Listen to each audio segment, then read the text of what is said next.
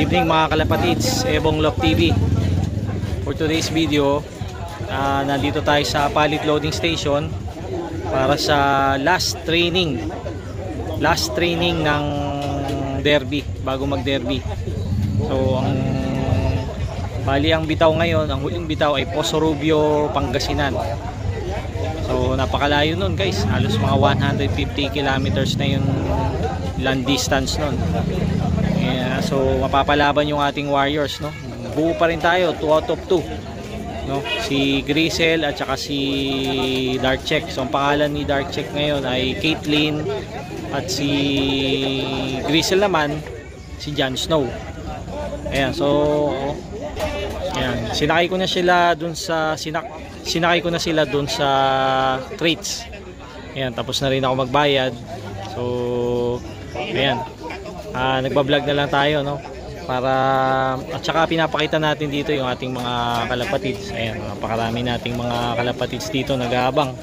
Nakapila kasi yung mga mga nasa fan race, kasi ongoing din yung fan race at the same time yung training. Kaya pumipila sila para doon sa sticker. Tayo naman training lang, no? So hindi tayo sumali sa fan race. Ayan, kaya ang saya dito. Ayan, daming tao. Ayan ang mga pansier na malulupit, mga malalakas na nilalang dito sa Apalit.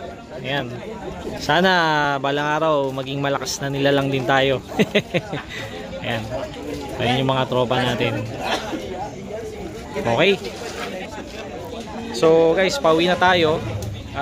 By the way, mayroon palang konting may konti tayong challenge dun sa ating Wario. Si Caitlyn, si Darkcheck, yung kanyang number 10 na feathers, yun pa naman yung pinakamahabang feathers, kaliwat kanan, naglugon. So nangyari, napalitan yung pakpak niya, natanggal yung pakpak niya sa kaliwat sa kanan.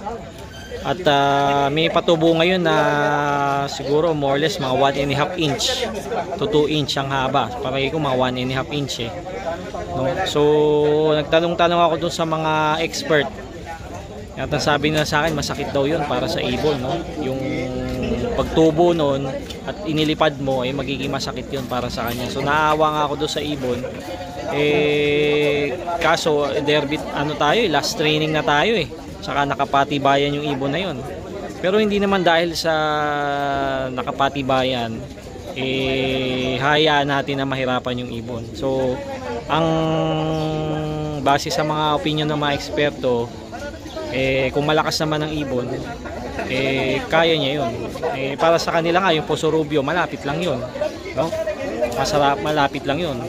So kaya sabi ko, ilalaban ko na to, isasakay ko na sa training para makaabot siya sa derby. Kasi I think ang sunod na lipad nito isa Biyernes na. Kung makakauwi sila, ang sunod na lipad nito Biyernes.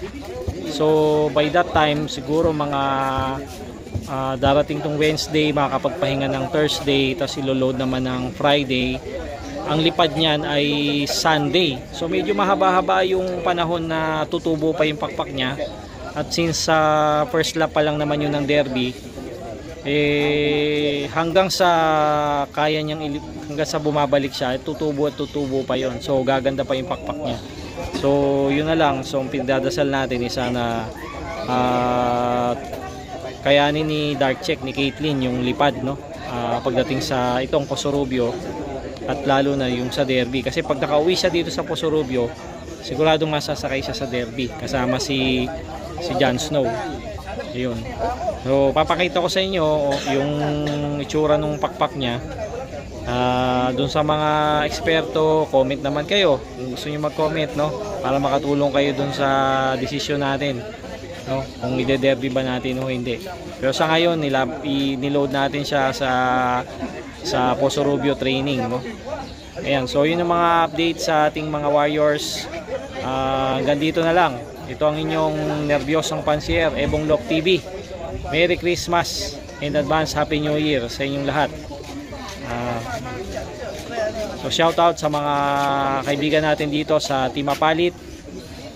Lalo na yung update ko kanina doon sa aking Facebook page, yung nagsoli ng ibong ko na nanay ni Opal.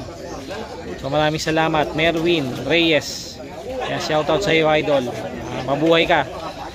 Ayan. At sa mga tropa natin dito, si Joel Serrano Lok.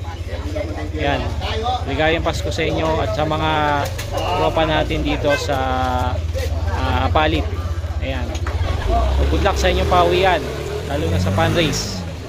Alright, so kita-kits tayo sa next vlog. Ito ang inyong nervyosong pansier, Ebong Lok TV.